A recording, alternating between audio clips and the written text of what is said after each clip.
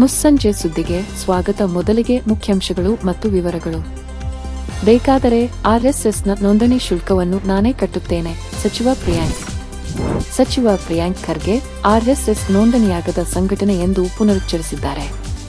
ಕಾನೂನು ಚೌಕಟ್ಟಿನೊಳಗೆ ಸಂಘಟನೆ ನೋಂದಣಿ ಮಾಡಿಸಿಕೊಳ್ಳಬೇಕು ಎಂದು ಒತ್ತಾಯಿಸಿದ ಅವರು, ಕರ್ನಾಟಕದ ಶಾಖೆಗಳ ನೋಂದಣಿ ಶುಲ್ಕವನ್ನು ತಾವೇ ಪಾವತಿಸುವುದಾಗಿ ಸವಾಲು ಹಾಕಿದ್ದಾರೆ. ಬಿಜೆಪಿ ನಾಯಕರ ಟೀಕೆಗಳಿಗೆ ಪ್ರತಿಕ್ರಿಯಿಸಿದ ಖರ್ಗೆ ತಮ್ಮ ಹೇಳಿಕೆಗಳ ಕುರಿತು ನ್ಯಾಯಾಲಯದಲ್ಲಿ ಉತ್ತರಿಸಲು ಸಿದ್ಧ ಎಂದಿದ್ದಾರೆ. ಮುಂಗಾರು ಮಳೆ ಅಭಾವ, ಕರ್ನಾಟಕದ ಬರೋಬ್ಬರಿ 101 ತಾಲೂಕುಗಳಲ್ಲಿ ಬರದ ಛಾಯೆ. ರಾಜ್ಯದಲ್ಲಿ ಮುಂಗಾರು ಮಳೆಯ ಅಭಾವದಿಂದಾಗಿ 101 ತಾಲೂಕುಗಳು ಬರಪೀಡಿತ ಎಂದು ಘೋಷಿಸಲು ಅರ್ಹವಾಗಿವೆ ಎಂದು ಉಪಮುಖ್ಯಮಂತ್ರಿ ಪರಮೇಶ್ವರ್ ತಿಳಿಸಿದ್ದು, ಕೇಂದ್ರದಿಂದ ಎನ್ಡಿಆರ್ಎಫ್ ಪರಿಹಾರಕ್ಕಾಗಿ ಮನವಿ ಮಾಡಲು ಸರ್ಕಾರ ನಿರ್ಧರಿಸಿದೆ. ಬರ ಹಿನ್ನೆಲೆ ಜನರು ಗುಳೆ ಹೋಗುತ್ತಿದ್ದಾರೆ ಎಂಬ ವರದಿ ಇದ್ದು, ಅಂತವರನ್ನು ತಡೆದು ಮನವೊಲಿಸಲು ಸರ್ಕಾರ ಪ್ರಯತ್ನಿಸಲಿದೆ ಎಂದವರು ತಿಳಿಸಿದ್ದಾರೆ. ಬಳ್ಳಾರಿಗೆ ಬಿಜೆಪಿ ಪಾದಯಾತ್ರೆ, ರೆಡ್ಡಿ ಶ್ರೀರಾಮುಲು ಜೋಡಿಯಿಂದ ದಿಢೀರ್ ರೂಟ್ ಬದಲು. ವಾಲ್ಮೀಕಿ ಅಭಿವೃದ್ಧಿ ನಿಗಮದ ಬಹುಕೋಟಿ ಹಗರಣ ಹಾಗೂ ಕಾಂಗ್ರೆಸ್ ಸರ್ಕಾರದ ವೈಫಲ್ಯಗಳನ್ನು ಖಂಡಿಸಿ ಬಿಜೆಪಿ ಹಮ್ಮಿಕೊಂಡಿರುವ ಬಳ್ಳಾರಿ ಪಾದಯಾತ್ರೆಯ ಮಾರ್ಗದಲ್ಲಿ ದಿಢೀರ್ ಬದಲಾವಣೆ ಮಾಡಲಾಗಿದೆ. ಖೈದಿಗಳ ವಿಶೇಷ ಆತಿಥ್ಯಕ್ಕೆ ರೇಟ್ ಫಿಕ್ಸ್, ಮಂಡ್ಯ ಜೈಲಾಧಿಕಾರಿಗಳ ವಿರುದ್ಧ ಮತ್ತೊಂದು ಗಂಭೀರ ಆರೋಪ.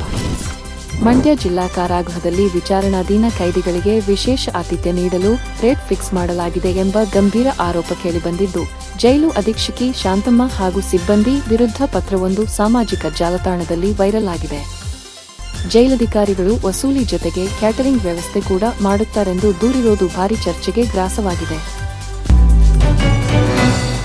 ಸಿದ್ದರಾಮಯ್ಯ ಕ್ಷೇತ್ರದಲ್ಲಿ 165 ಎಕರೆ ಕೃಷಿ ಭೂಮಿಗೆ ಕೈ ಹಾಕಿದ ಸರ್ಕಾರ.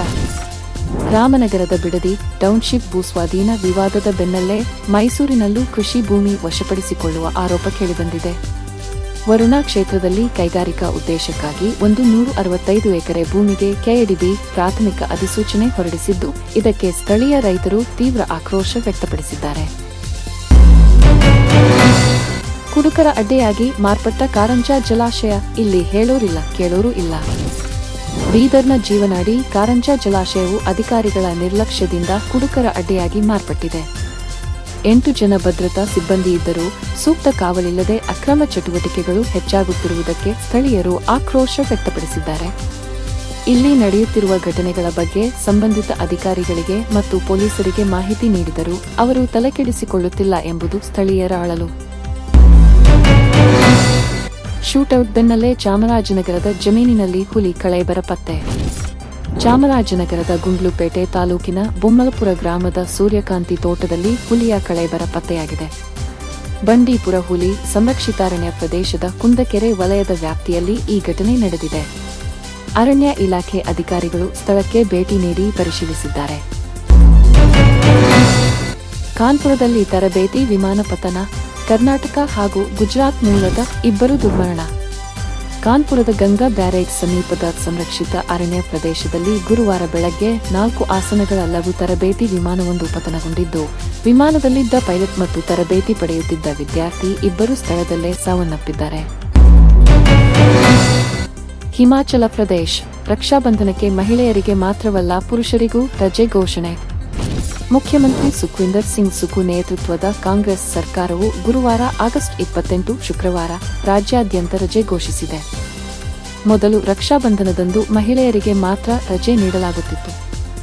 ಆದರೆ ಈ ಬಾರಿ ಪುರುಷರಿಗೂ ರಜೆ ಘೋಷಿಸಲಾಗಿದೆ. ನೇಪಾಳ ಜಲಪ್ರಳಯಕ್ಕೆ ನಗರಗಳೇ ಸರ್ವನಾಶ, 300 ಭಾರತೀಯರು ಸೇರಿ 100 ಜನ ನಾಪತ್ತೆ. ಕಠ್ಮಂಡುವಿನಲ್ಲಿ ನಡೆದ ಎನ್ಡಿಟಿವಿ ವರ್ಲ್ಡ್ ಅನ್ವೀಕ್ಷಾ ಶೃಂಗಸಭೆಯಲ್ಲಿ ಮಾತನಾಡಿದ ಅವರು, ರಸುವಾ ಪ್ರದೇಶದಲ್ಲಿ ಉಂಟಾದ ಈ ದುರಂತದಲ್ಲಿ 160 ಜನರು ಸಾವನ್ನಪ್ಪಿದ್ದು, ಸಾವಿರಾರು ಮಂದಿ ನಾಪತ್ತೆಯಾಗಿದ್ದಾರೆ ಎಂದು ದೃಢಪಡಿಸಿದರು. ಇಂತಹ ಇನ್ನಷ್ಟು ಮಾಹಿತಿಗಾಗಿ ಸವಾಲ್ ಟಿವಿ ಚಾನೆಲ್ಗೆ ಸಬ್ಸ್ಕ್ರೈಬ್ ಮಾಡಿ.